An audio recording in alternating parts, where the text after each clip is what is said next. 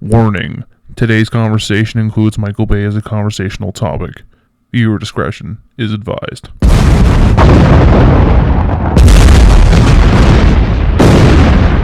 Barbaric!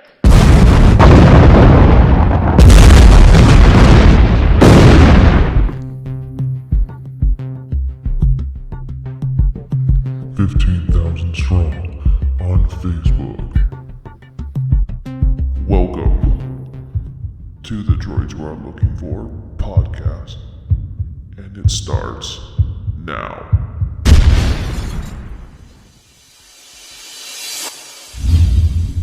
And here we go. I have time on all threes. No. I have a sinus infection. I can empathize. Because it makes a headache sometimes. It definitely does. Alright, so let's get this guy started then, because Rainer has a headache and wants to go back to Breaking Bad. I'm done. You done? Do you understand the tie-ins with the AMC's been doing between Breaking Bad and Walking Dead? They kill a lot of kids. Yeah, I guess it's funny how we should start that way, because they really do not like children. They don't. I think they killed like 4 kids in that show. I don't like children either, and I have one. Oh, come on now. Oh. But he's almost an adult now, so that's Oh, right. then you're almost granted your freedom. Exactly. Well, no, it's fully, but you're... What, got like 3 years left, and then he's officially an adult? 4. 4. Oof. 4. Never mind, you're fucked. Yeah. Alright, so this week we're going to talk about The Walking Dead episode 15. This week the show mainly focused on Daryl minus death and the Bob, Sasha, Glenn, Maggie storylines.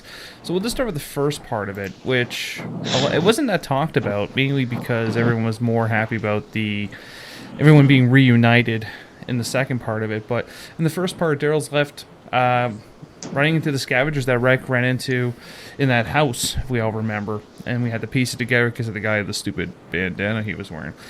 As for the storyline goes, Daryl... As story goes through Dale, the group is now claimed to his reminiscent old self, and I guess now he gets to deal with that battle. I think that's just how I see it as, is that they all reminded him prior to meeting Rick and changing, I guess I would say. We really see there's no real law and order now, but there's a set of rules that they utilize in the group that get you beaten to an inch of your life or even killed in some cases. Do you think Daryl's ever going to get comfortable with this group? No, Daryl's not going to get comfortable with the group. Daryl's not going to stick with this group. And as soon as that group catches up to Rick, Daryl's going to kill the group. Ooh, that's pretty big. What do you think, Rainer? I think Daryl's always been kind of close-guarded. And he clearly doesn't know these guys. He doesn't trust these guys. But I think he's just using them as kind of sort of protection, because you really can't make it on your own when you run into a herd. But I think he's just using them, and then once he meets up with people he knows, he's going to be like, peace out, bitches. It's true, I guess. Do you find that they do remind him of his old self? Do you think that's now a battle for him? No, I think he's too far gone from his old self to really, caring about the group and whatnot. And, the bromance he's got with Rick, I think he's more concerned about finding Rick, Michonne, and, maybe Carol, and, again, the rest of the group than he is to, be like a renegade kind of thing, where he's just some dick, just going around killing people because he can. Yeah, I think it does remind him of his old self. I don't think he misses his old self in any way, shape, or form. I think it's holding up the mirror to a past that he'd rather forget and not have to deal with. Yeah. Which is again why when that group bumps into Rick and it's like, oh look, there's the fucker that strangled our friend and left him to turn. Well, we all know what their reaction will be. So that's why I feel Daryl's reaction is going to be like, no, you're not going to kill these people. I'm going to stick my crossbow in your eye. Right, and I think it's maybe one of those gentle reminders of what he used to be and what he cannot be anymore. I guess a good way to look at it there. But one character felt Daryl was a threat and was being a complete douche nugget over it. If you met the infamous rabbit scene, that was kind of funny to me. And attempted to sabotage Daryl's chance with the group. But do you think the group's punishment was too far? I think the group's punishment falls in with that group dynamic. I think that's just the way they run.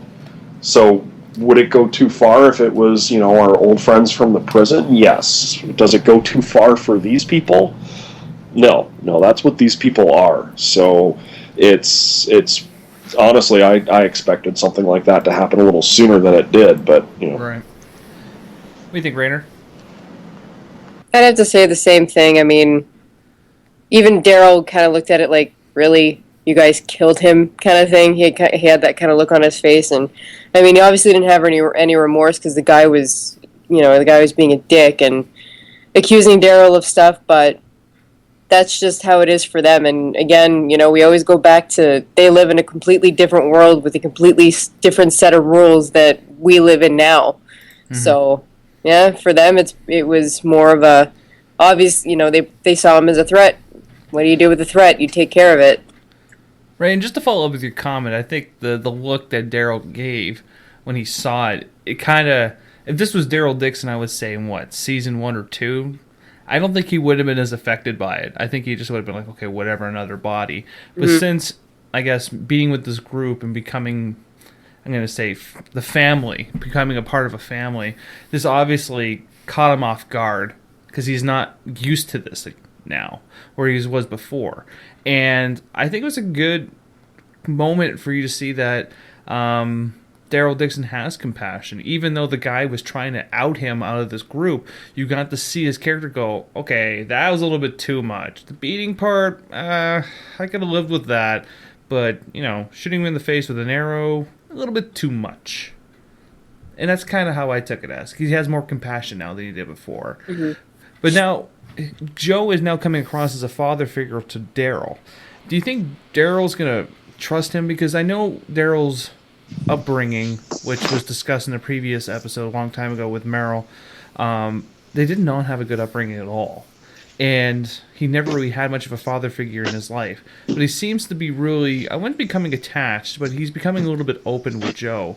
Do you think Daryl's going to trust him and maybe build off of this? I don't think so. I think he's got faith. I think he's got faith that some of the group is still alive and that he is going to reunite with them. I don't know. I think he's just using them for protection. That's going to be it for me. I don't think he's going to become BFFs with any of them. Mm-hmm, mm-hmm. Anything like once he realizes, I think that they're the ones chasing Rick and Carl and Michonne down, he's going to be like, what the fuck, bitches? And then, boom, arrow in the face. That's it. Good way to look at it. And I think he has actually started to clue in that maybe the people that they're following is Rick and Michonne. When he picked up that piece of litter, there was a look on his face that, lent to the fact that there may be some comprehension of who they're chasing down. Yeah, or it could have been one of those, what are the odds? Yeah. You know what I mean? And that's true. Quite possibly it's true. But the odds in that world, though, in that place, I don't know. The odds are... The odds aren't a lot better than they used to be because there's less people. Exactly. That's what I mean. Like, I honestly, if I saw something like that, I mean, if I saw a chimichanga wrapper, I think Todd was here. Oh, come on. I haven't had a chimichanga in a while. Still. If I saw protein powder, I'd be like, Todd was definitely here. Empty whey container, Todd was here. What is wrong with you guys? Well, that's just how we know you. You're the chimichanga whey guy. Yeah. Empty Jack bottles, Daniel. Rick was here. Yeah, that's true. A couple years ago, that could have been me, but yeah, you're right. Okay, now everyone knows my pattern. I need to change it. But I'm gonna have to change it now. We're stalking you. Look out! If I became an assassin, it'd be fucked. He'd be like, "There's whey powder. Todd was here. We're all fucked." He'd rice and whey powder. Rice and whey powder. God, it's horrible. But I'm gonna notice that the group he's in is on the hunt for a group that attacked him prior, which is Rick. Yeah, that's gonna be awkward. I guess I would say. We all know that he's automatically going to choose Rick's side. but I don't think the confrontation's obviously going to go well. What do you think is going to happen with that? I don't think Daryl will go as far. I think Daryl is turning into a zombie Batman, if that makes sense. He has no problem beating the shit out of you and leaving you in the snow for dead, but I don't think he'll kill you. What do you think is going to happen with that? Do you think he's going to play along with it and act stupid? Or do you think that he'll quickly just jump around and be like, I vouch for them, and that's that? He's either going to vouch for them, or if it comes to blows, and he's going to fight for Rick. And Zombie Batman, I don't know. I don't think he'll have a problem killing people, because he didn't have a problem attacking the governor's people and killing them. I mean, was he not the one that tossed the grenade down the barrel of the tank? Right, but I mean, that's a different situation because they were under attack. But do you think that he would just kill them all as soon as he realizes it's Rick? I don't think he'd kill them all. I think he would... Well, no, it's going to come to a fight, and then he's not going to have any problems decimating. I think... Scavenger Group B. Scavenger Group B. Yeah, we haven't had a generic black guy 4 yet. I'm sure we're due for one in this cannibal group, though, because we do that quite a lot. What do you think, Rainer?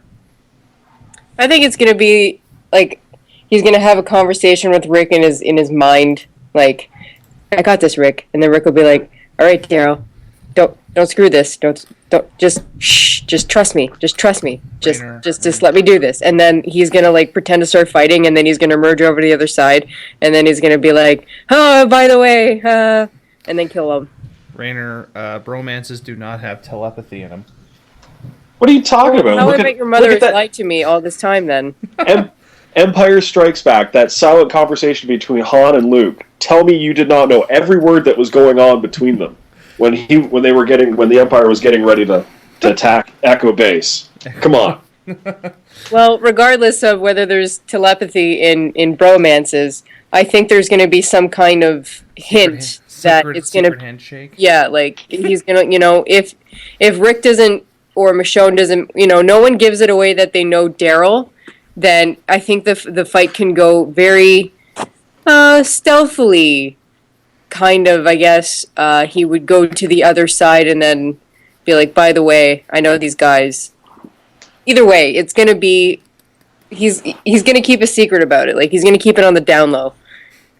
I think what's good... Sorry, go ahead. Oh, I'm sorry. I just don't know how they're going to wrap all this together with a 1 hour show. That's what the next season's for. Yeah. Well, I realize that's what the next season's for, but how are they going to wrap the Terminus storyline and the Daryl Rick storyline to a point where they've merged and given people enough satisfaction that they want to come back next season? But that's the point. We don't know what Terminus is. We're probably not going to find out what it is tonight. Okay. That's probably going to be the cliffhanger for the next season. Right. Well, okay. I mean, if it was a series finale, then yeah, I would be like, I want all these questions answered, bitches. But no, it's coming back in October. So for me, it's like, I just need enough to be like, oh, what? 7 months, you motherfuckers. Well, there's good news behind that, which you just reminded me of something else, which we'll talk about after.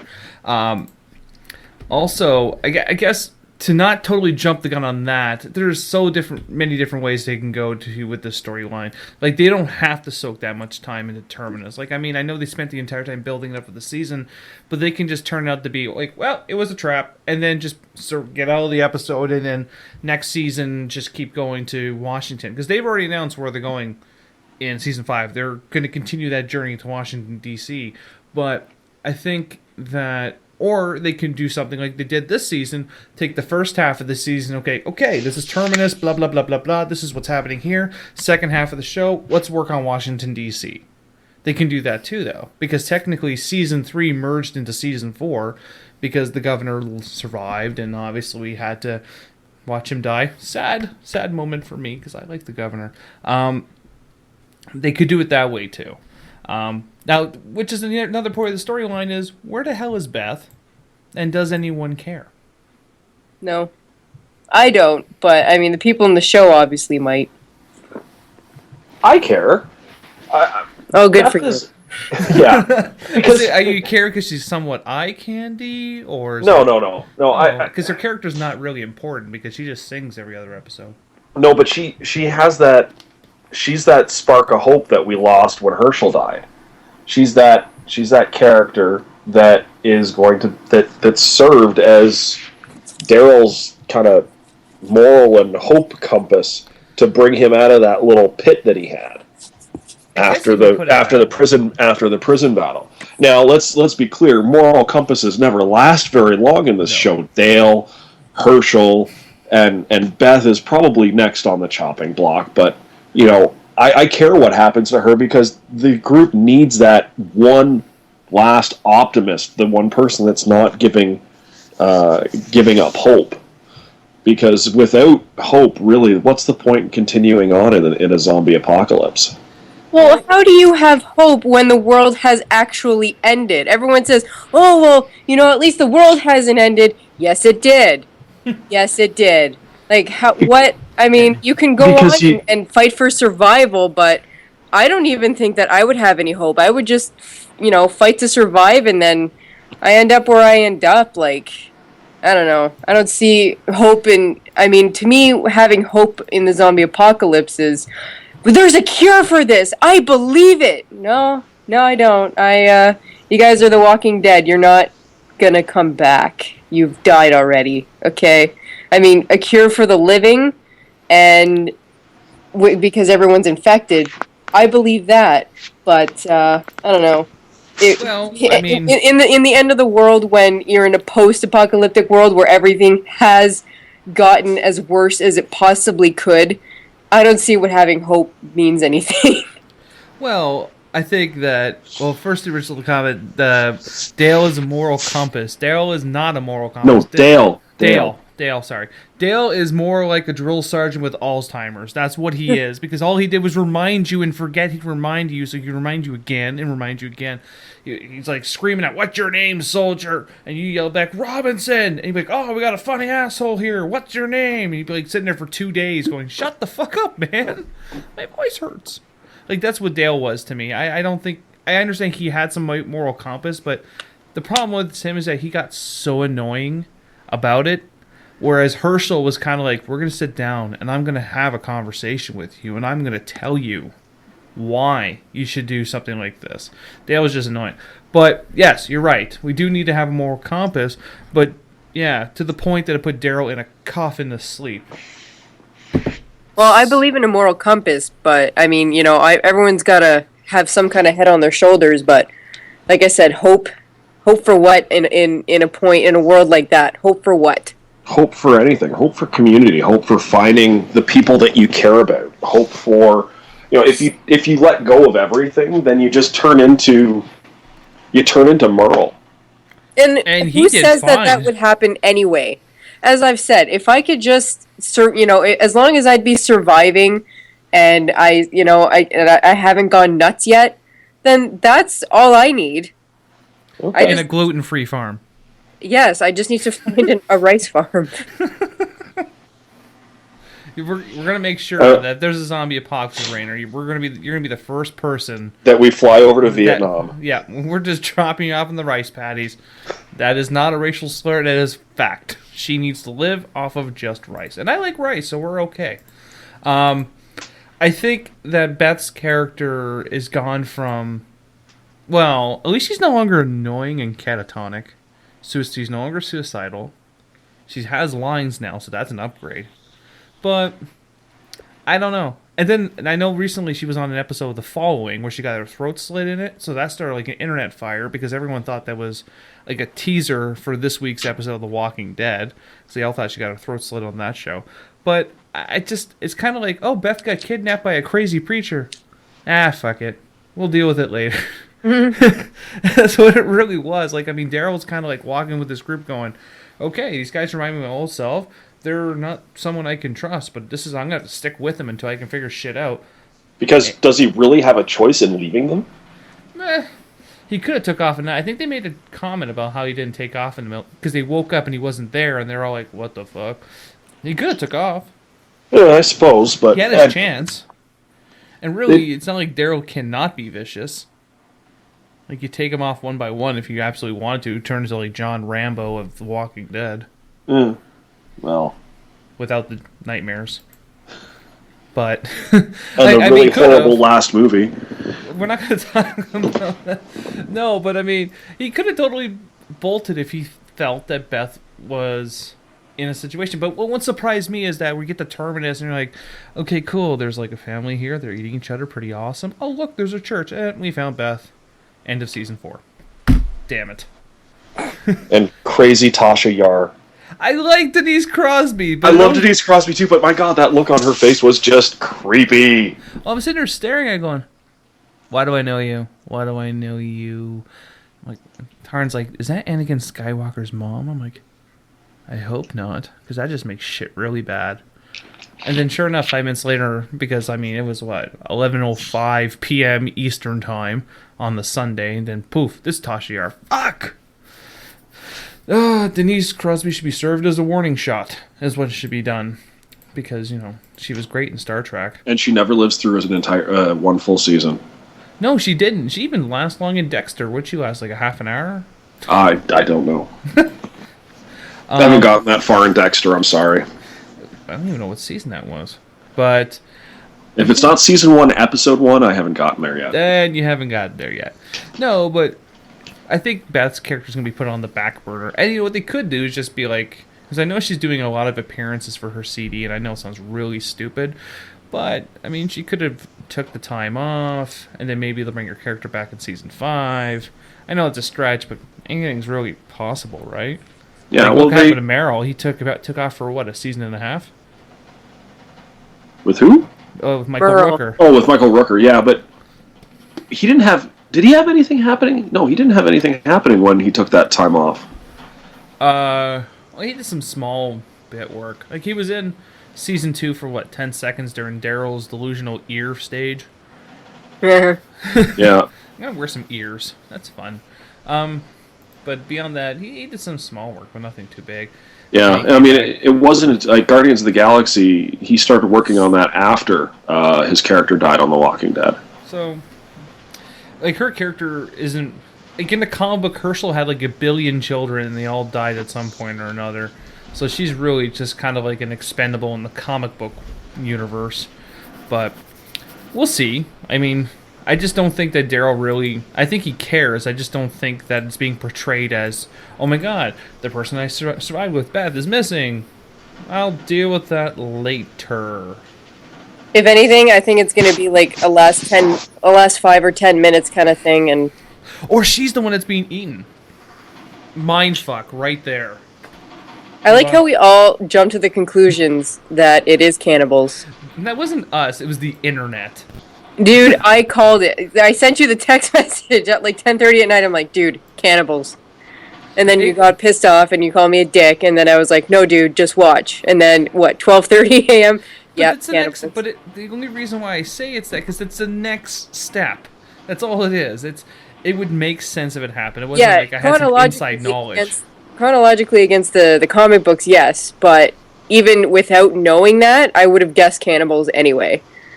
Just like I did in the fucking video game. I'm like, these people are they're cannibals.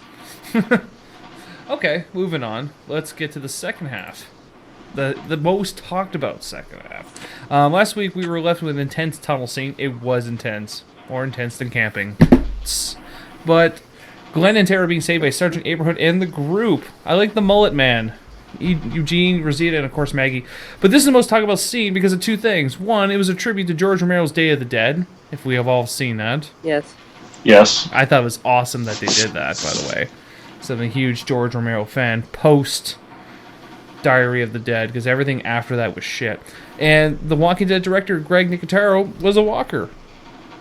I thought I saw the walker, and I was like, oh, you look familiar to me. And then sure enough, I was like, holy shit, that's awesome. Yeah, I think this is his 6th time being a walker. But they actually gave him like a good shot. Like you had to, because he was walkers in like the herds, but this is like the first one he was actually like, oh look, it's Greg Nicotero. Good for him. I thought it was pretty awesome because I like it when they all get involved in their own work. Like Stephen King's always in his movies, even though he's a pizza delivery guy or something. Or Wes Craven as the janitor in Scream. Yeah. Dressed up as Freddy Krueger. That was pretty awesome. I love that kind of stuff. And can we let's not forget, of course, the legendary Stan Lee's cameo. Well, I think he set the bar. Or I like Bruce Campbell too in like every Spider-Man movie. Oh, every Sam Raimi movie. Yeah. Yeah. Same. Yeah. Well, was he in I Spit on Your Grave? I'd have to look it up. I didn't watch it, but I thought that was a Sam Raimi film. Are we all excited for next year? This year? Oh my god, I totally had like a man puddle for him as soon as I saw that come up on Fan Expo. Yeah, I'm debating on whether I want to do my Ash cosplay for Niagara Falls or Fan Expo. Either way. Fan Expo. Yeah, now I gotta figure out another thing to do for Niagara Falls then. Do you think Bruce Campbell will let me touch his chin? I don't know, man. That's like the Fountain of Youth, that chin. Oh, jeez, man! If I had anything with the Fountain of Youth, people would mistake me for a kindergartner. Like, I don't know. I just saw that pop up. I'm also surprised about because I know we're a little bit off kilter, but Nathan Fillion got called back again after last year, and I heard a lot of negative things about him last year. So that kind of blew me away that they gave him a call back. But Bruce Campbell, we can tie that in and say Bruce Campbell is a part of it. Only because he has dealt with zombie/deadites before, so maybe what? That'd be a fun cameo. Oh yeah, that would be an amazing cameo. That Bruce Campbell comes in as like I don't know, random character, and he has a chainsaw. It doesn't have to have his hand chopped off or anything, but just kind of like. As long as he's got a boomstick. This is awesome. My boomstick. It does the whole S-Mart line that would honestly I would get a tattoo of that immediately just because the level of awesomeness cannot be contained in a conversation at all times. Is he there all 4 days? That I didn't see. Because I hope he is because I can only go Sunday. I don't know. I have to check that. But all right. Let's get back. Yeah, let's get back. I'll come back off the stars. Bruce Campbell's chin. But how intense was the tunnel scene? It was pretty intense for me, anyways.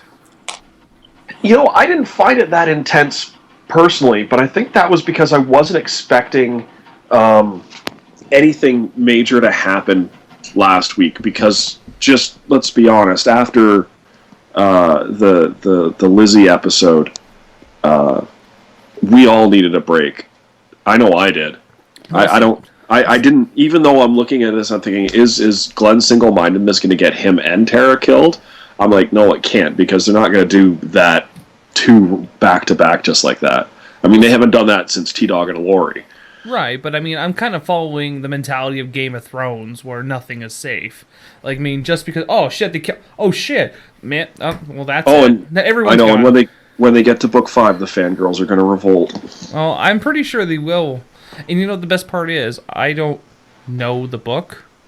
I know who dies. Just for how you're saying that, I know who dies. But they don't know if he's this person. Okay, you said fangirl, so they don't know if he's dead yet. Right. It's implied. But the point is, ever since I watched Game of Thrones, I look at every episode of these type of shows in the same way. I'm like, you know what? You never thought they would kill kids on a TV show. Well, AMC's fucking got a tally going on the wall right now. How many kids they can put down in a single show? I want to know if anyone who works at that network, if they have kids.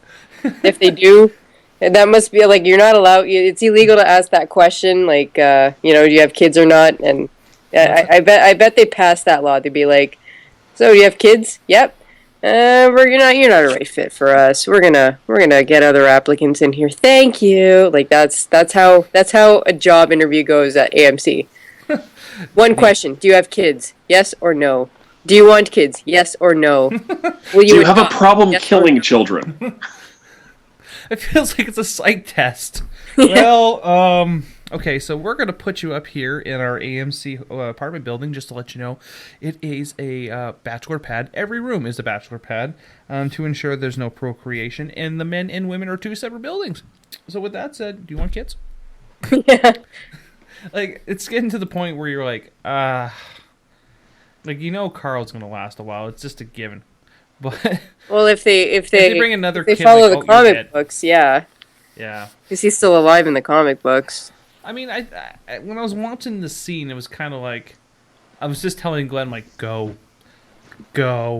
Like, I have nothing wrong with Tara, but I'm like, in the grand scheme of things, I'm like, Tara's not fully useless, but she's not really useful either. So She's handy with a gun. pointing and pulling a trigger is one thing. What if she's out of bullets? Yeah, I haven't seen her Rule fight one. with any melee weapons. Cardio? Yeah, with the twisted ankle. Good luck with that. Yeah, let me know how that works out for you, especially at the beginning of the season. She was on the ground going, oh my god, where everyone else is dead. No, I don't think she can emotionally, mentally, or even physically survive the zombie apocalypse. But she's Not a on nice her own. killer. If she's a nice girl, she means well. Oh, shucks. But But this is not going to work out for you. So if you Yeah, could like I just said, take your positive stuff thinking downstairs. and, meditation doesn't always help in the zombie apocalypse. She'd be one of those people that'd be like, so if you can just move your stuff down to the basement and, start working there. And But we stop all paying forget, you. though, that of course she did answer the door to the governor with a pistol in his face. Well, yeah, because she was scared out of her wits. But I mean, if it came down to an actual battle, which it has recently, because the moral compass kicked on for her, maybe she'll become the new moral compass. Hmm? She could. She could. I mean, she basically was like, "Oh my God, they're fighting each other! I'm gonna sit here behind the tank and cry." Did I mention the tank is a tank? What do you think's going to happen when Maggie finds out Well, And he finds out about what? the truth about Tara? Because that's not going to stay secret. I mean, I know just her and no, I don't think it's gonna be the end of the world. Like, if anything, we were more worried about Tyrese's reaction, which calmly went over well. yeah. I think that was the one we were kind of like. It's like you can hear the UFC, the ring announcer going, "Are you ready? Are you ready? Let's get it on." You're like, "Okay, here we go," and they took it very well. But do you think Glenn should just left Tara? Like, it was clearly that they were fucked. If the rest of the group did not show up, they were both going to be walker food. There was no way out of it. No. Especially with everything that happened in the prison. Like, not to be vindictive, but if you had to weigh your pros and cons of the situation, like, well, I can help the girl that really was a part of the raid that killed my father-in-law, and now we no longer get Spaghetti Tuesday, or I can help her and possibly be dinner for someone. I think I would have left her personally. I would have left her a long time ago, to be honest with you. I don't think Glenn would have left her or should have left her to be, because Glenn is Glenn. Like, Glenn's character wouldn't have left her, but should he have? Yeah. Because at that point, you're looking for Maggie. You're not going to get Maggie if you're, something's chew toy. Right. But that it fell very well into how his character has grown since his first, gunfight there in season 2 when he went to town to find Herschel with Rick. You watch how he's grown, and he's always been, somebody's protector, somebody's armor. I mean, he was Rick's protector in season 1 when he got him out of the tank, and then he was, he's everybody's shield, and it's going to get him killed one day. Yeah. So everyone was obviously very happy that Maggie and Glenn are back together. So more love stories yet again. And Reunited, and it feels so good. Sorry, I've been waiting all podcast to get that in. No. But do you think it was a bad idea to burn the picture? I see that as bad luck. Like, you'll never need this again. Woof. 1 day later. Well, Maggie got eaten, and now I don't have a picture. Shit. I think what that symbolizes is that when they go down, they're going down together. Together.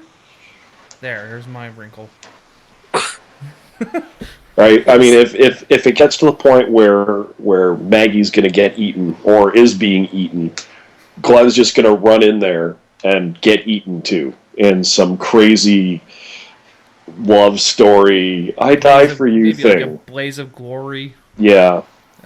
That's gonna be so sad. Though. We're getting Maggie's getting eaten, the position's being overrun, and he grabs a gun and starts charging at them to give everybody else a chance to escape because he can't live without Maggie, or vice versa. Glenn's getting eaten as the position gets overrun, and then Maggie, leaps to everybody's rescue. That's what I took from the picture burning is, it's never going to happen again where you don't see me. It means, okay, that means you go, I go. Yeah, and I don't think it'll be ever an epic blaze of glory like it was in the ending of The Last Samurai. I actually teared up in that movie because of that ending. And I don't like Tom Cruise, but that was a fucking intense last stand blaze of glory ending. It would just be kind of like, oh look, Glenn's dead. Well, Maggie's gone too. But Daryl's still alive, so we can still sell t-shirts. Mm-hmm.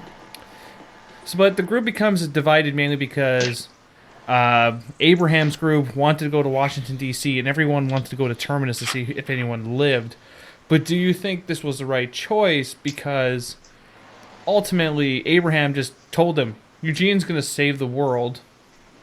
We know the truth. But do you think they should have went to Terminus, or do you think they should have just went straight to Washington, D.C.? What do you think, Rainer? Well, I mean, in a world, where some people seem to have hope that maybe, you see when you see a sign that's like, although those who arrive survive, hell yeah, who isn't gonna jump on that? I mean, what's really the most realistic point? Going up to Washington or going to Terminus, which is up the railroad? I don't know. I would probably have gone to Terminus, but like I said before, it was it's a 50-50 chance. Like, I'd go there, but I'd have my guns drawn. Like, I don't trust anyone at this point. Who are you? Oh, I think you're cannibals. Peace the fuck out. I try to get out as soon as I can. But, I think it would have been more feasible for them to go to Terminus because of how much closer it is. Against Mullet Rain Man over there. I guess. I think that...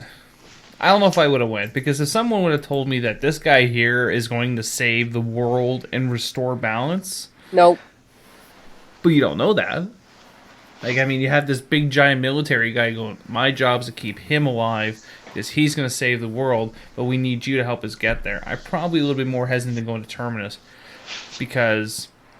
Go there for... Like, ultimately, it's going to happen. They're going to go there for supplies, and obviously that's not going to work out as planned. But... I don't know. I probably would want to push forward to save the world. Because I like doing things like that. Saving the world. I don't know. Having spent time with Eugene and listening to him talk and everything else, I understand the eccentric scientist, but... Mullet Rain Man. But Rain Man. But he does not strike me as an eccentric scientist. He strikes me as somebody who's just bright and smart and knows scientific things. He has not instilled any amount of confidence in me that he is some kind of PhD geneticist that knows everything that's going on when...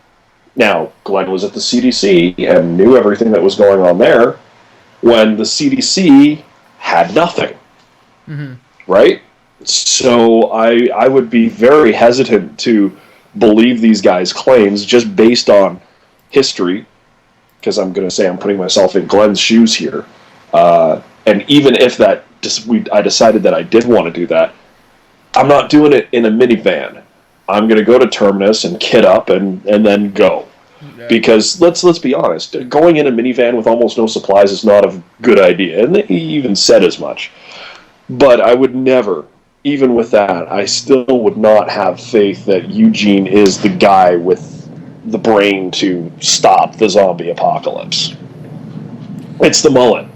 It's the mullet. It's the power mullet. It's the power mullet. It's the talking about what kind of a gamer were you.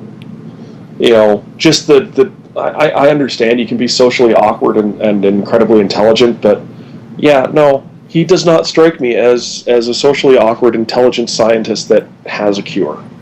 I think it's kind of funny that he's like, I kind of like you and I think you're hot. I'm a lesbian. It's like, burn! I know. Like, oh, come on! Oh, God, that made me laugh way too hard when that happened.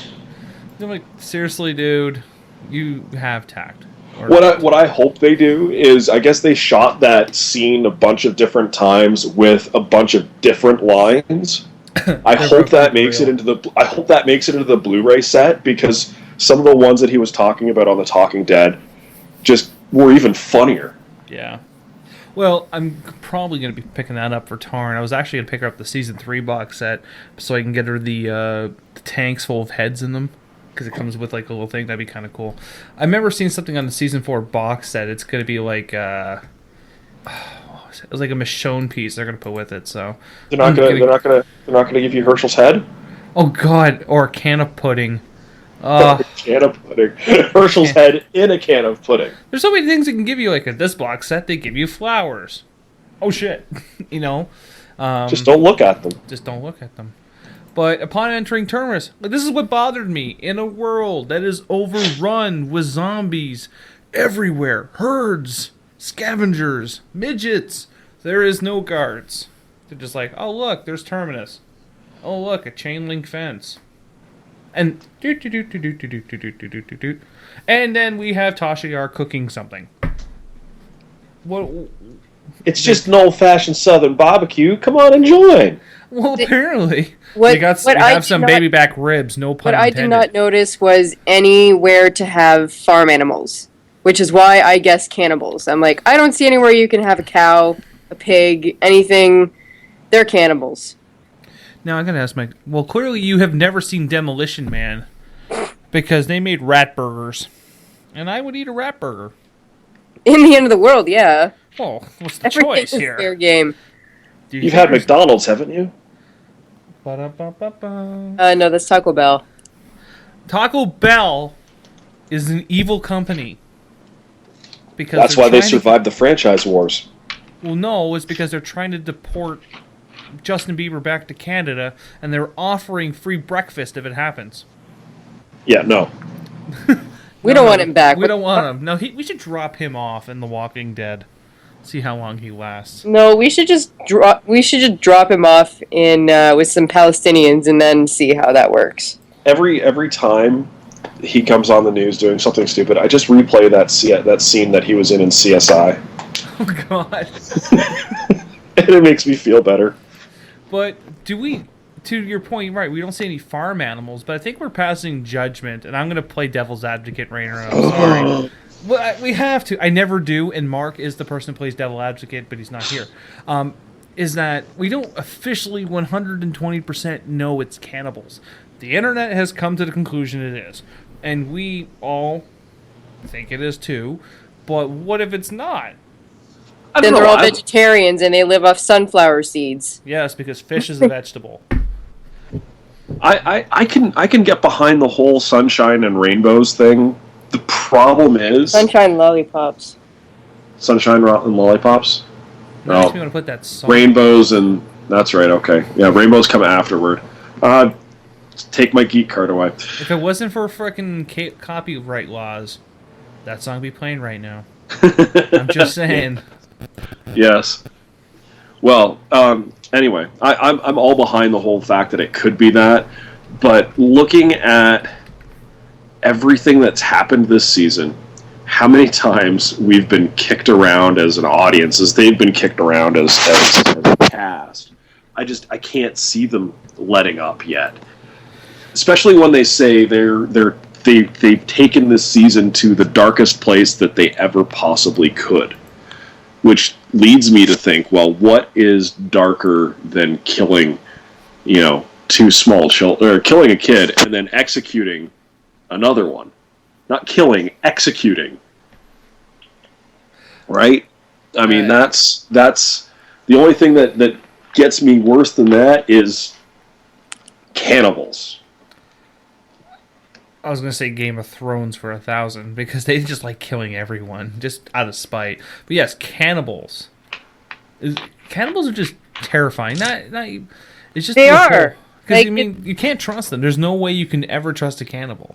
In any way, shape, or form. And cannibals have existed in the Walking Dead multiverse. Yep. As we all know from Season 1 of Telltale Games, The Walking Dead. Oh, they're very rampant in the comic book, too. Yeah, they're in the comic books. That's how Daryl gets... Dale. Dale dies. You ate tainted meat! Sorry, I did that for Dale. I haven't gotten that far. Oh, yeah. It was Spoilers. basically- That's alright. I'm used to spoilers. Spoilers for a comic book that's been out for how long? Yeah, that's like when I think George R. Martin, he said when people were all like, "Oh my God, I can't believe the Red Wedding! Oh my God!" He's like, "The book's been out for 10 years. Yeah. Why are you surprised?" Wow, he probably was surprised it got that big, but yeah, cannibals are fucking terrifying. And honestly, I would never they're be able. ruthless. Yeah, they are ruthless. I would Because never they be able don't to look sleep. at you like a person. You're dinner to them, and they will do whatever they can in know order what- to chop you know- you up into a little piece of cake. But you know what? You know what comes to mind? Cake does sound good. I had a donut today. It was a cheat day. I know. Evil carbs. I know, but it's okay. I ate very good yesterday, and I had a lot of cardio. Everyone is allowed a cheat day, I know we're allowed to cheat day. I just didn't and we're want to be allowed on. carbs on a cheat day. So I'm No, gonna. I know that, but I'm just saying I just didn't want it to be a donut. Pancakes, Rainer? I had pancakes yesterday, and I'm gonna have a donut today. What? What? What?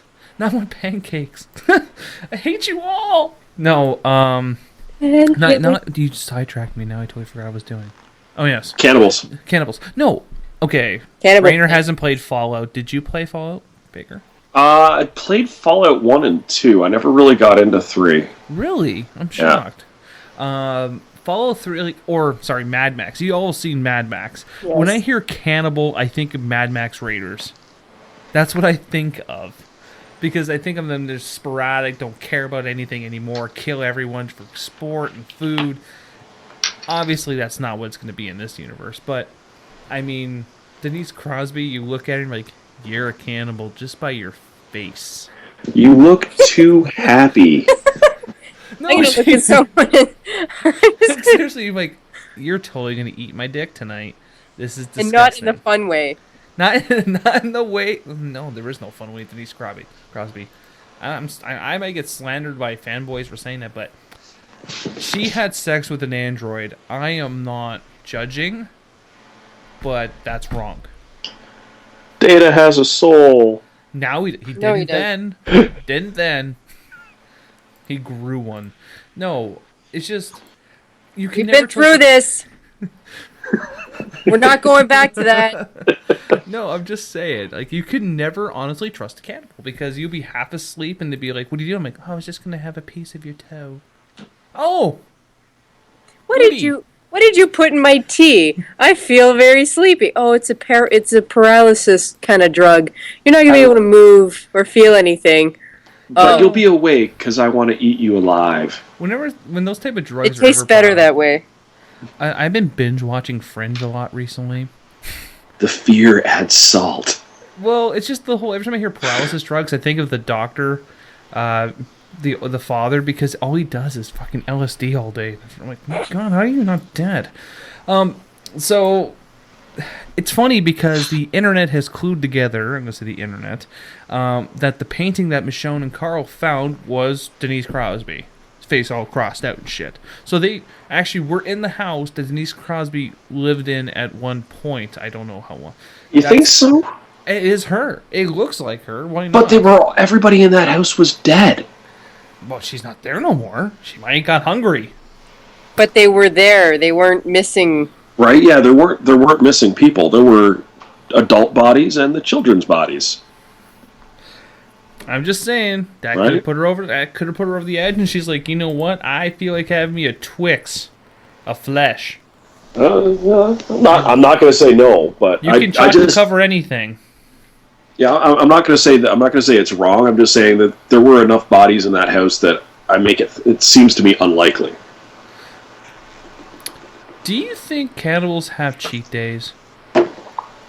I feel like eating deer today. I'm gonna be bad.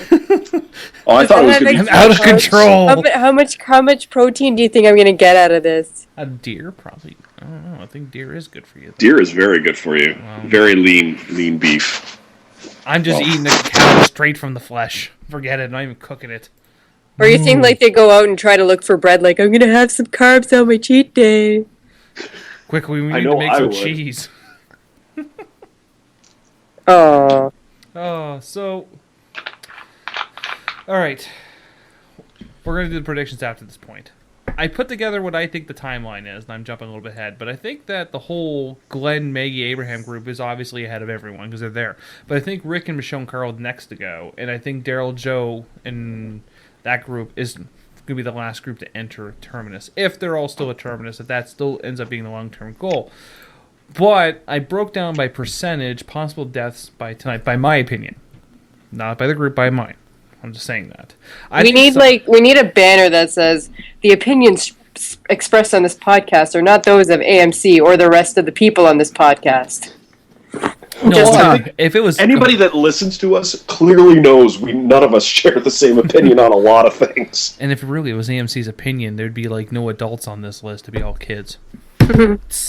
Oh, too real. No, I think it's a tie for me between Tyrese and Beth.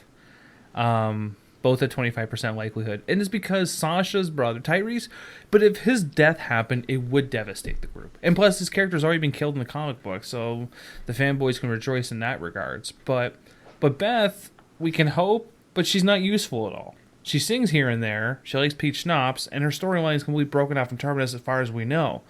So, those two are the most likely. I can see Carol just being killed, and that would fuck up the entire universe because everyone looks at Carol as she's strong, she can do everything compared to how she was, and she would be the most devastating, but the less likely.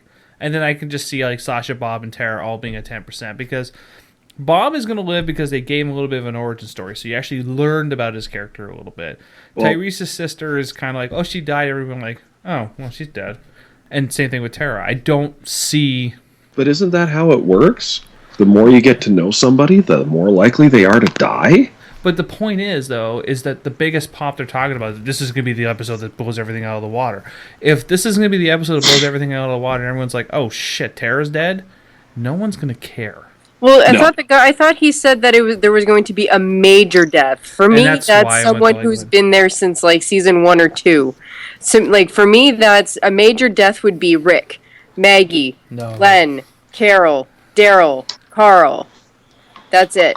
Like I mean, Michonne is part of, she's become part of the main cast, but she's only been there since end of season 3, 4. 4. End of 2, middle of 3. 2, yeah. We're talking about... Sorry. Michonne. Pivotal. Oh, Michonne. I thought you meant Tara. But here's the thing, though. With the cannibal storyline, and here's a curveball, so hold on to your heads. Hold on. Rick is probably going to lose his hand now. It's going to be eaten. Which will, again, but would it be considered? The fanboys are going to rejoice in if he does lose his hand. They'll be like, "Oh, this is funny, Rick lost his hand." Like, just how much they come down with Down syndrome. Are you okay? What? No, that's just how fanboys sound when they're talking on. I can't. Stop watching the fucking show if you get pissed off about every single episode not following the comic book. Just stop. I get it. Just stop. Just stop your bitching. Here's the thing, though. It'd be the perfect opportunity because if you notice, Rick is, and I bring this up all the time because this is how the continuity happens with these shows. Rick is now wearing his infamous jacket that he always wore in the comic book. Now, if they cut his hand off and eat it, but would it be considered finger food? Oh my God! Oh, come on, dude! Come on, dude! Like, how long were you laying in bed thinking about these notes, and then boom, like. Hey, yeah, listen, I'm going to tell Tara as soon as I go upstairs, and she's thinking it's going to be great. Well, she's not going to think it's great, but I think it's good. I think it's good. I think it's great.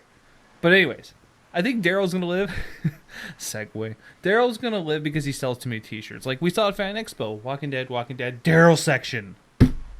Yeah. Like, I mean, I don't even think... I think that like crossbow sales have actually gone up. I think... He's going to have his own line of crossbows, too. Probably. He probably does. He's probably like... Oh my God, why haven't we thought of this? Yeah.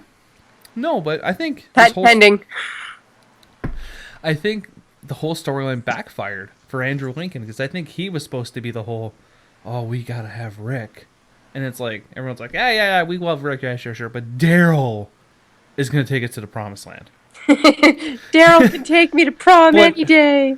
what's it called? Dickle? Is that what it's called right now? Derek, whatever the bromance name they made for them or whatever. I don't know. I like That's Dickle. It's kind of funny. better than, you know what? No, I'm just gonna stop there. No, it's just I think that Carl's going to last a long time. I think Carl is going to be the new. If Rick's character ever dies in the comic book, Carl will take on the storyline as being the lead.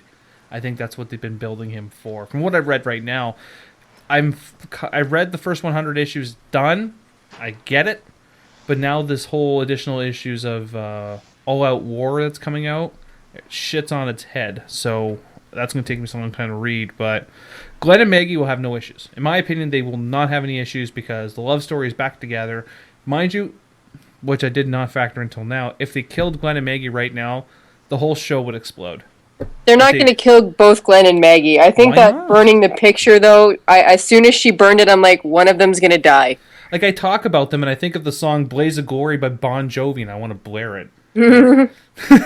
Like, I mean, it would be the ultimate mindfuck. We all know Abraham Eugene Rosita is going to survive because they're in season 5. You know the group that Joe's with all die because you saw that in the trailer. Joe, I think Joe will survive. I think Joe may just be like the governor and just kind of slither off in the sunset kind of scenario. But we all know the Terminus cannibals, if they are cannibals, will probably not make it. That's my opinion. I don't know. I think that they've clearly had... I don't know. If they've been around for that long, they are probably good at trapping people and not dying. They probably run into that situation where it's like, holy shit, you're going to eat me? Oh, I'm going to kill you first. And then they don't. Or, like I said, they probably have something to knock them out. Like you know, they're going to pull a Dexter or something and wake up on a fucking table. Quite possibly. I wouldn't be surprised. Like, that's legit. I'm not I'm not exaggerating. I actually think that, you know, they've had enough practice of almost being killed that they have an idea of how to defend themselves. What do you think, Baker? Yeah, it's not good. That's not a good start. I don't know. Major death. We're as much as I don't want it to happen because I've and we've talked about it all throughout the podcast how much I've loved Carol's story arc, how Carol's grown, how Carol's become so independent from everything, and so much different from the little mouse that we saw washing clothes in the little encampment, talking about how it was her place, to, you know, being able to stand there and calmly execute a 11-year-old girl. I really think it's going to be Carol, because that's going to shake up the show a lot, because it's not going to be Glenn and Maggie because we just got them back and they're not quite as cruel as Game of Thrones. It's not going to be Beth because there's going to be something else happening with her, I'm sure. The only other possible person it could be is Tyrese, but, you know, I don't see that as being an earth-shaking, oh, Tyrese is dead. Carol dying will have the same kind of reaction as Herschel getting his head cut off. The only difference being is there's going to be more people celebrating because there are some actual Carol haters out there. Well, tonight's episode is definitely going to put shit on its head. I think this actual episode is going to change the direction for how people are being influenced in the show. So, especially with the cannibals, for all we know, they can wipe out 5 people right now just to say, well, if Game of Thrones got nothing on us. If there's going to be a lot of death, then it won't be Carol. It'll be Bob, it'll be Sasha, and it'll be one of the Joe Group guys. Oh, yeah. The Joe Group guy, I honestly don't think they're going to make it. I just feel like maybe they looked at the popularity they got out of the governor. Like, we need someone that can do something like that, but not like it. Like, I mean, honestly, the governor probably will be the best villain they ever had in the show. But now they're in a situation where we got to get away from walkers. We got to get away from them being the main threat, because ultimately they're not going to always be the main threat. The main threat's going to be always other scavengers, cannibals, and other people that are looking to try and hurt us for their own personal gain. So they're going to need to build the character into that role for everyone to be always feared about. Fear that he can still come back.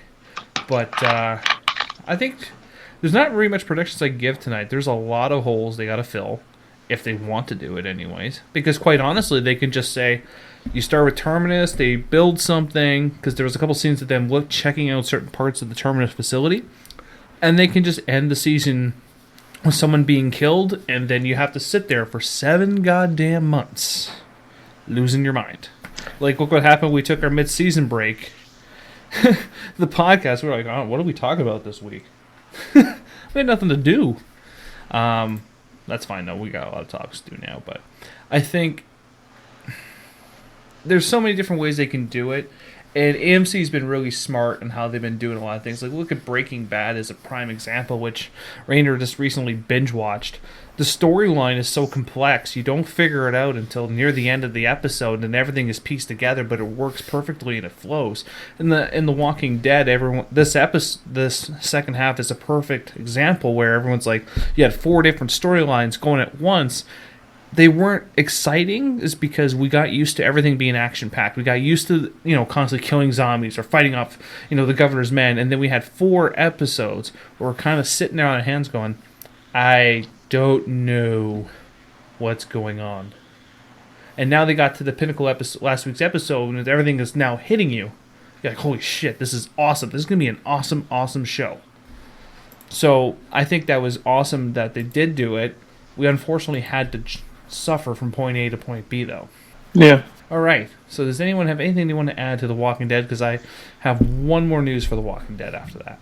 Van more. That's it. I don't know. I still, nope. Because this card, it's kind of like I want to put a prediction together, but I know it's not going to happen. I don't know. I just that. We all know the accuracy of my predictions. I wasn't going to go there. I was kind of going to segue I will paint off. my room pink if I'm wrong. No, I'm not. That's way too far. That's way.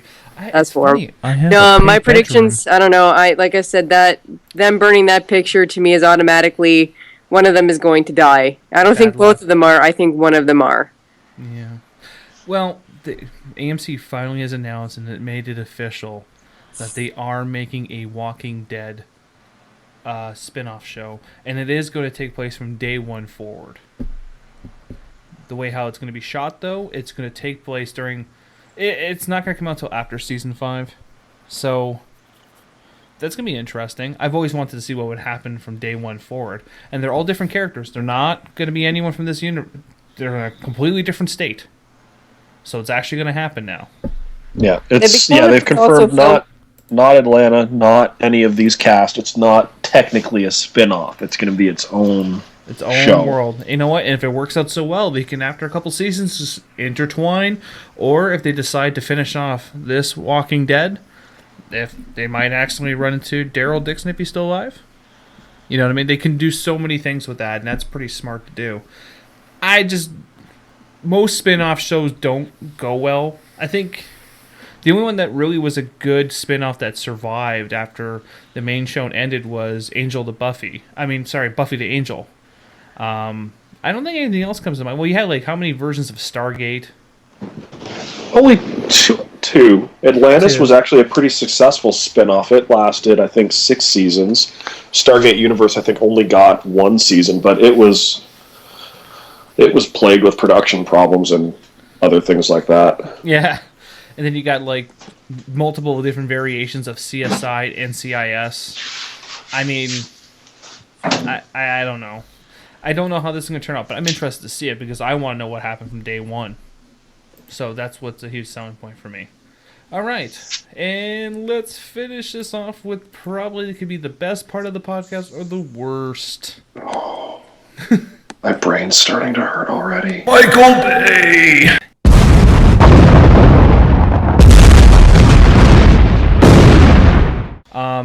Michael Bay's movie trailer is up.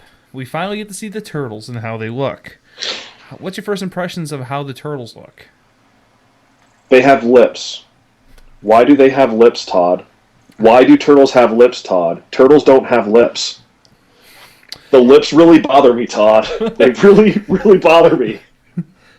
Well, then they, at least it can actually make out with someone. It's Rainer. No, I don't want to make out with them. Well, maybe you might. Not even Raphael? You never. Did we really even see Raphael? No. Really? It We saw was Mikey and Leo and with, as usual, Megan Fox. ugh. Okay. Wasn't that a great fainting scene? Oh, I thought was she having nailed a that. Stroke. I don't know why I'm plagued with having actresses play horribly. Some of the strongest female leads that I grew up loving. Like Anna Paquin played Rogue horribly. Halle Berry, I don't like her as Storm. And now, the icing on the cake now of the cake of disappointment. The cake. For me, a cake of disappointment is made with wheat flour and not, with like that. That's a disappointment cake for me. But this is like, poison whipped cream and a rotten cherry on top of this crappy cake is April O'Neil being played by Megan Fox. And on top of the cake is a turtle deuce. Yeah, that's no. It's not a turtle deuce. It's Michael Bay shitting on it. Well, that's a Not really turtle, shitty. it's Michael Bay. That's a really pooping. shitty cake. Yes, it is a shitty cake. Thanks to Michael Bay pooping on it. Well, I mean, The movie turtles itself doesn't look horrible, but no. I hate thought it was a Megan Transformers Fox, and trailer when I first saw it. It's kind of like when I saw it, the trailer looks good, and I can see where all the the production budget went to. But Megan Fox. No, Megan Fox. No, No, Megan Fox Jonah paid for her own Hex. plastic surgery. Yep, touche. She's popping out babies left and right. No, but I liked how the turtles look. We're not talking about the lips. Beyond the lips, I actually do like turtles and how they look. They will definitely stand out. This movie does thrive on CGI though. And do you think this should have been CGI or should they have stuck to the old way? Animatronic. What they can do with they weren't animatronics, they were dudes in rubber suits. But what they can do with practical effects now, it's not as slick looking as CGI, but they definitely could have done guys in turtle suits practically.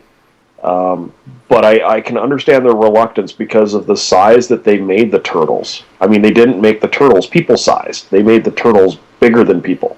That's a lot of steroids. Yeah.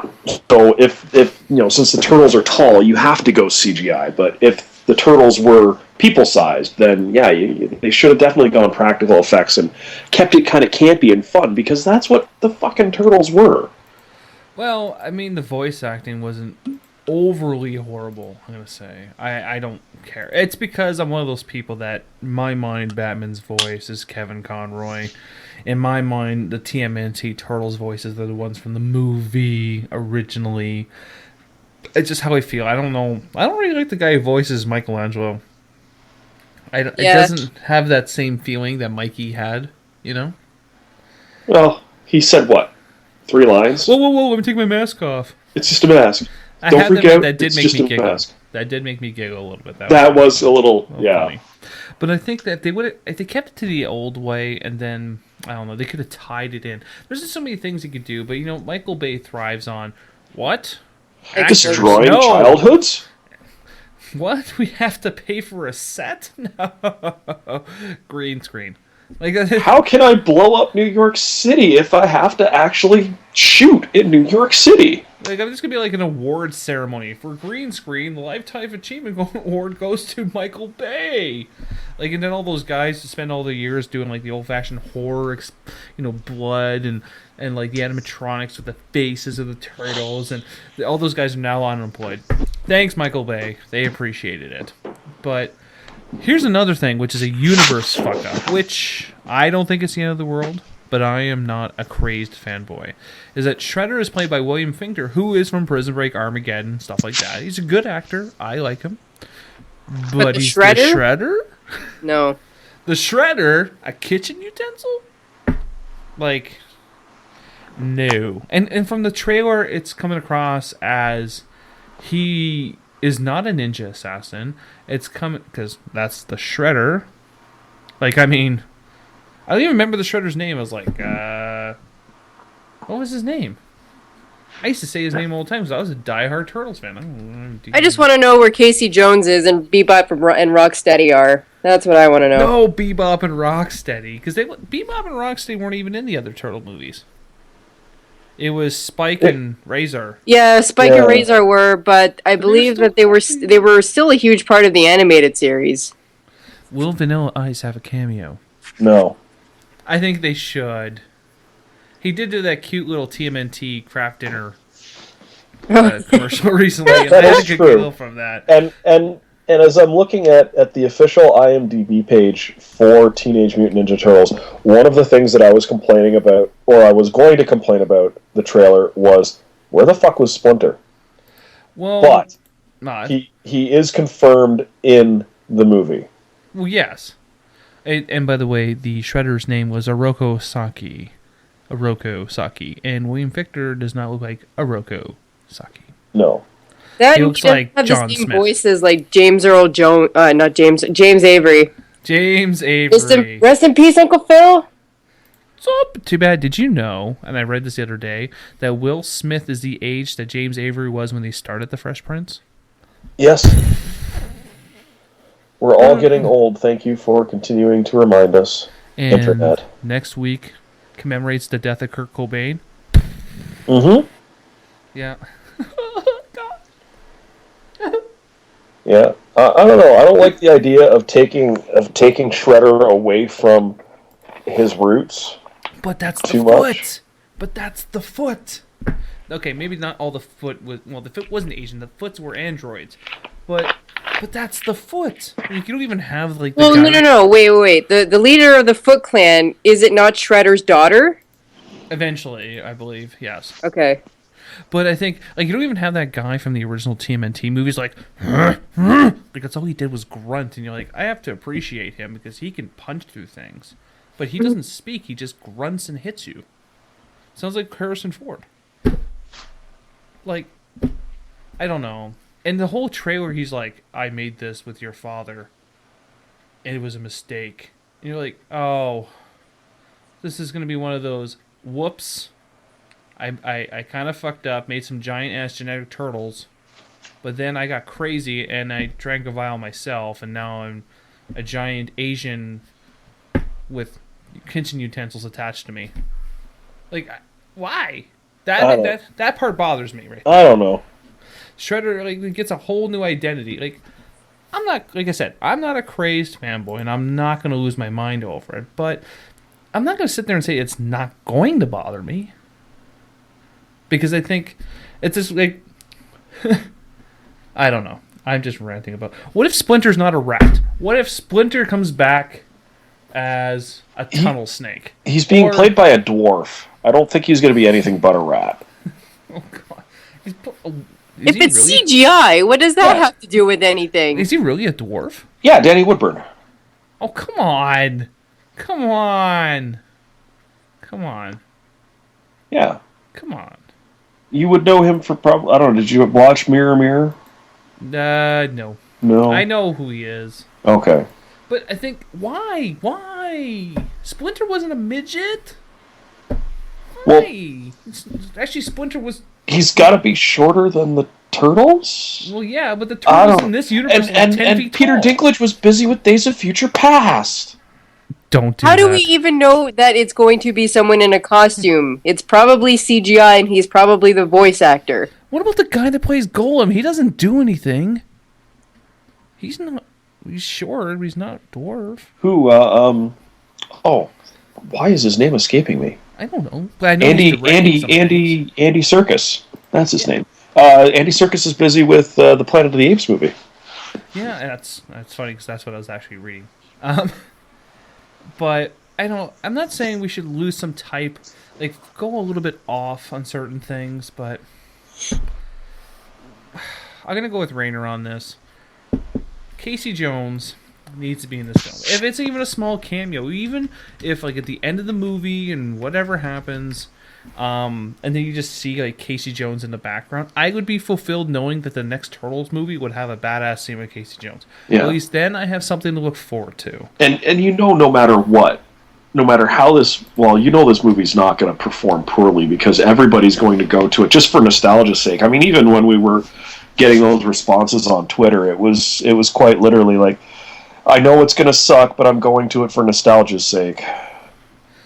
But Elias is not doing anything. He's not that old, so he can still beat Casey Jones. He can still do it. He's only 50. He's only 50. I know he's only 50, but no. He's put on enough weight that he can't do Casey Jones well.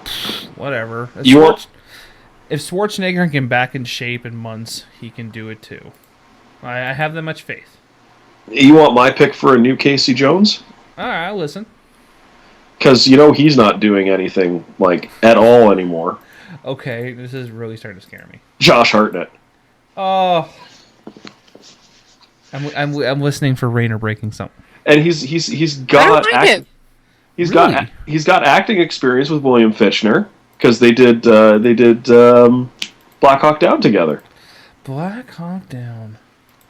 I haven't seen that movie in a long time. I'm gonna have to watch it. It's on Netflix. I own it. I own way too many movies now. They're not worth anything, but that's life. No, who'd be good? He doesn't look like Casey, Casey Jones without the mask. So no, but acting ability, yeah. If there's anyone that's gonna be, I don't know, he's got to have long hair. That's not hard. That's not hard at all. Let's get Taylor Kitsch to play. Taylor Kitsch? Oh God! He's got to be the next Gambit. He's a Michael Bay alumni too, isn't he? Is he? Yes, he was. He was in Battleship, was he not? But Battleship wasn't a Michael Bay film. I thought it was. No, it wasn't. So. It could have fooled me since. I don't know. It could have fooled me since no the plot, models full looked of like Transformers. You could have fooled me. I mean, when those little things flew onto like naval ship, and they transformed, you're like, oh look, a transformer. That's what I said. It's funny because I actually think I thought it was made by Michael Bay, especially with all the useless. It was Peter Berg. Really? Peter Berg directed that? Yep. Wow, I like him. And what happened? Money. Come on. What's the thing that always happens? What about Jared Leto? He's not doing anything. Everyone thinks he's Jesus Christ. No, Jared Leto would cost too much money, and he has integrity. He only acts in movies that. Here's one for Rainer. How about this one, Rainer? Alexander Skarsgård. No. Why? Why would he play Casey Jones? Listen, he's out of a job in a couple months. He needs something to do. Because really, his first TV show flopped. It was a great TV show, but it still flopped. True Blood, it's done. Every movie he's been in, pretty horrible. Pretty horrible. Like Battleship is his accomplishment. That hurts me saying that. Well, he's in Tarzan. He's in post-production for Diary of a Teenage Girl. Post-production for something called Hidden. He was supposed to be in The Crow, but he changed his mind. Post-production for something called The Giver. So, I mean, he's working. I don't think he's going to be... It's funny because when I go to Family Video, yes, there's video stores still left. I see a lot of his movies there, and Taran actually rented a couple of them, and these are shit. There's nothing. You can be busy all the time. It doesn't make it good. It's like Mel Gibson saying, "I make movies too." I'm like, "Yes, I saw Get the Gringo, and I want my time back." Yeah, but the thing is if you're working and you don't care if it's good or not, you're just getting the paycheck. Then good for him. Not everyone's James Franco that made millions off of a small trilogy. Well, I'm gonna say small trilogy off a trilogy that had no business making a lot of money, and then spending the rest of your days making your own movies. When being in school. But I was serious, though, that if Taylor Kitsch just grew his hair out like he did for like Gambit, I think he wouldn't be a bad Casey Jones. He's got the same kind of facial structure that Casey Jones has, and I think he'd fit the mask. Yeah. And then he just needs to learn how to act. Well, that's what the mask is for. No facial expression needed. Just fight with a hockey stick. And didn't he used to play hockey or something? Based by your logic, we might as well put Nicolas Cage in there and put the mask on him. No. Then the mask will cover his... over expressions. His over expressions. Oh, God. Okay, I'm going to ask the question. I know the answer from everyone. Will Megan Fox ruin this movie? Yes. Yes. Yes. I mean, just Alright. why? She already ruined the trailer for me. She already, you know what? She ruined it knowing that she's April O'Neil and didn't even dye her hair red. No. Bitch. I'm pretty sure it was like a contract thing. Like, we need your hair red. Well, Michael Bay said I didn't have to do it. Fuck. Well, there goes that problem. Yeah. So the only thing we have left is really one fan question, and it's a sometimes guest on the show. Mark asks, does the TMNT trailer restore anybody's faith in this movie? The trailer looks pretty good, and it looks like they may have kept the Turtles' character traits. I don't know about faith. That wouldn't be the word. I honestly thought I watched, like, at the start of it, I was watching a Transformers trailer.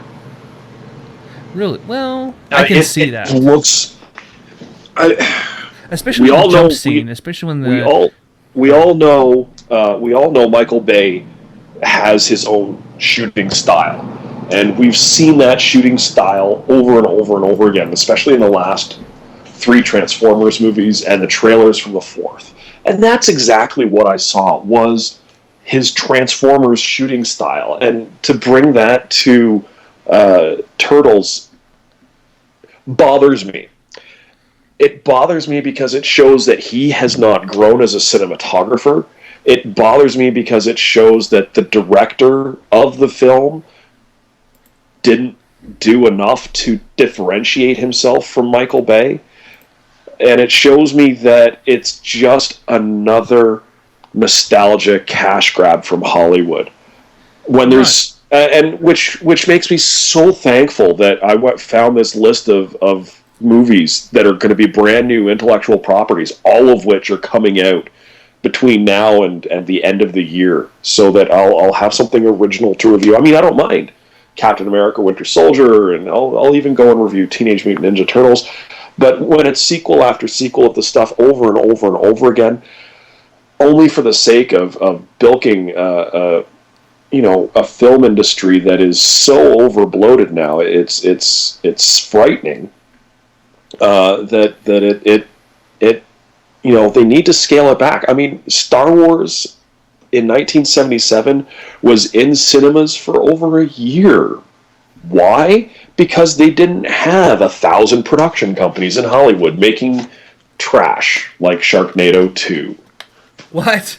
That's a classic. How dare you? No, it's not. It's not. I think Michael Bay maybe follows the philosophy of, if it ain't broke, don't fix it. Because he's clearly making money, and that's the problem. If he actually didn't make money off a movie, maybe he might sit there and change his ways. But look at Transformers. Like, Transformers alone is put his grandkids through Yale. Just from that franchise alone. He's making a stupid amount of money over the way how he does things, over the way on how he shoots things, and especially over the fact that he over CGIs the shit out of everything. Not I'm surprised just that. when... He over explodes things. Yale? What a safety school. Sorry. Well, I'm just saying, like, I mean, he's basically so well off in money right now that he doesn't care. Like, I'm surprised when, like, Megan Fox is probably eating the piece of pizza in TMNT that it's not CGI'd, so she doesn't gain weight. Like, it doesn't surprise me if they go that far. I think overall, I don't think she'll eat pizza because isn't she a vegan? Oh, No. Oh, okay. good. Because if they took pizza out of this, the whole franchise is fucked. Well, that's where the turtles line can eat is. the pizza. The line. But here's another question. Is Domino's a sponsor like they were in the previous ones? Probably not, because they've got rules on that stuff now. Oh, Domino's is so good. They should be a sponsor. It's so bad for you, but it's so good. All right, so that's basically it for this week. Hour and 23 on us bake. Oh, yes, Andrew has something. Just one last thing that popped across Twitter as we were podcasting that I just want to share with the audience, because I'm going to try my hand at it because it looks like it's going to be a lot of fun. The website Kotaku is having a Photoshop contest for all us Mutant Ninja Turtle fans. And hopefully, Todd, you'll link the URL to the podcast, and I'll put it up on the page. But basically, it's a Photoshop contest. Take stills or a few stills if you want to make a GIF, and Photoshop ways to make that trailer less Michael Bayish. And I saw it, and I'm just like, this is the greatest thing ever. And even, you know how we always say, don't read the comments? Read the comments. This is actually pretty funny. I was reading it. Yeah, it was pretty good. I will give it that. That will air momentarily on the page. I think I set it for... Well, it doesn't matter what time I set it for because it's going to be up there by the time this comes up. But it's there. I might actually even participate. Just because... I'm not saying I don't like Michael Bay. I'm just saying... I think we gotta get some explosions out there. And also, me and Andrew were having a little contest we brought about on Twitter, is that we are going to compare the amount of explosions to the word fuck that is used in Wolf of Wall Street and how much it's happened. It's going to be entertaining. I still think Michael Bay's going to win by 6. I don't know. I don't know. There's a lot of fucks in the Wolf of Wall Street. Oh, let me hand you this pizza. Oh, shit. Is that a nuke? Like, come on. It's the new style of pizza. It's explosive. It's an explosive cupcake. Scares shit out of you. Right, it's explosive, and we're going to put it on the Teenage Mutant Ninja Turtles van with the pizza launcher, damn it. Oh, God, yeah. You think that the pizza logo will be like volcanoes here in Welland and just have an explosion on it? Just that would be awesome. You know what? If that happens, then Michael Bay will beat the Wolf of Wall Street because we'll have to count those. Oh, God. And pizza needs to play a prominent role in this movie, because if it doesn't, then this movie has failed. Very, very true. I want pizza now. Fuck you guys. Oh, yeah. So, hey, Pizza has a gluten-free crust now. Yeah, but they've had it for like 5 years. Okay, well... there's some knowledge that was gained. And just in case you weren't aware. Yeah, we're Dude, trying to help you saw me eat pizza. No, the last time we ate pizza together was Niagara Falls Comic Con, and it was Zappy's. Yeah, but I've talked about pizza before. Pizza. Oh, okay. You know, 36, Pizza's getting a lot of brand labeling right now. You know that, right? Yeah. What, Todd? We're just branding the shit out of Pizza when we're not paid to.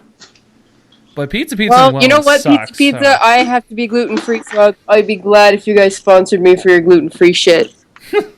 I'm just saying. Here's your spokesperson, a picture of Rainer not sitting on the toilet, sitting beside the bathroom going, I didn't have to go after. The more accurate picture is, I didn't no. I'm not going to subject anyone to that. You know what? I have nothing wrong with gluten-free. Like, recently at our get-together we had, I made gluten-free chicken strip. I think they were really good. I'm actually going to stick to it. By the way, they have pasta on sale at Walmart for $1.97, Rainer. It's gluten-free. Better go.